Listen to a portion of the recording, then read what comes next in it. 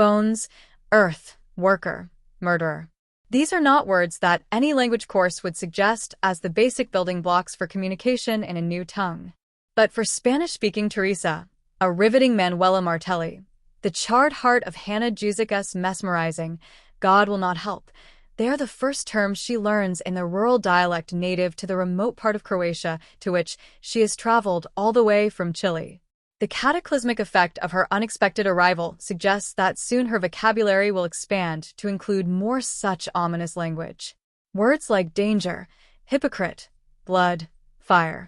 It is just after the dawn of the 20th century, and just before dawn one pitch-black night, when Teresa shows up at an isolated homestead nestled under glowering mountains. She is greeted at gunpoint by Milena, Anna Maria Veselsic, the house's sole occupant while the menfolk are away in the hills grazing the sheep. But gradually Milena's hostility subsides as, through gestures and references to the pictures in Teresa's little pocketbook of prayers, she comes to understand that this strange creature, neatly clad in a corseted black gown so unlike her own sackcloth shift, is her sister-in-law. And the handful of bones she carries are all that remains of her husband, Milena's brother, Marco. A fragile bond springs up between the women, despite the linguistic and cultural gulf that separates them.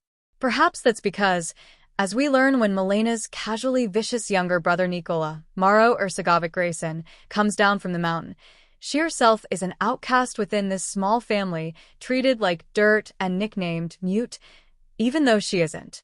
The three of them journey to find the eldest brother and head of the clan, Elijah Philip Durick, who has a wife and children of his own, and who has acquired an almost priest-like reputation for piety in the local community.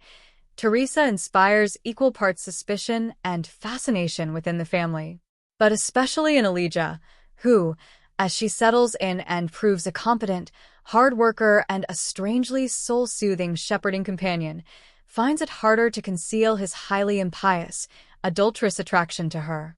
He demurs when Nikola seeks his permission to marry Teresa, despite that being the common custom, as a way to keep a widow's inherited land share within the family. All of the bargaining occurs in murmured conversations that Teresa can hear but cannot understand, though sometimes we suspect she gets more of a gist than she lets on. The language barrier is exploited in unusually inventive ways by Juzic's clever screenplay, which never resorts to the usual cheats, but instead lets mutual incomprehension create pockets of nonverbal intimacy and hypnotic, incantatory scenes where someone will tell Teresa's story, precisely because she cannot translate it. It's like making a confession without fear of judgment or punishment or loss of face.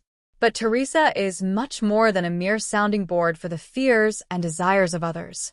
At times, as the skirts of her talismanic dress, an eloquent bit of costume design by Katarina Pilak, whip behind her in the wind, she looks like a crow or some other dark, skittering creature of ill omen. At others, seen from far away in one of D.P. Jana Plikas' gravely beautiful wide shots, in which the mountains overwhelm the little people pinned to their slopes, she looks less like a woman than a woman-shaped hole in the landscape.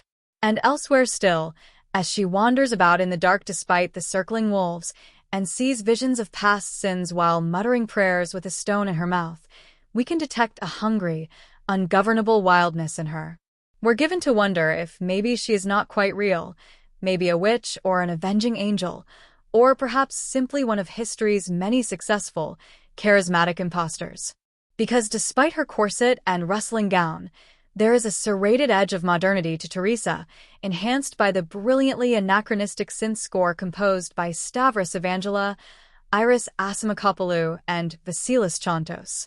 The character's defiant self-possession would unnerve even a more contemporary patriarchy and challenge family dynamics in any ERASO. While on the surface they're miles apart, there is a certain continuity between this film and Juzic's 2016 debut, Quit Staring at My Plate, although God Will Not Help is more mature in craft and, paradoxically, more expansive for being set in the narrow crevices of the past. Yet, even at 137 minutes, it never drags. Instead, it slowly scorches deeper, an ember that carries inside it the potential at any moment to ignite with some uncontrollable emotion. With love, with longing, with righteous rage or shameful guilt, on a sacrificial pyre or in the eternal flames of hell. There are so many ways to burn.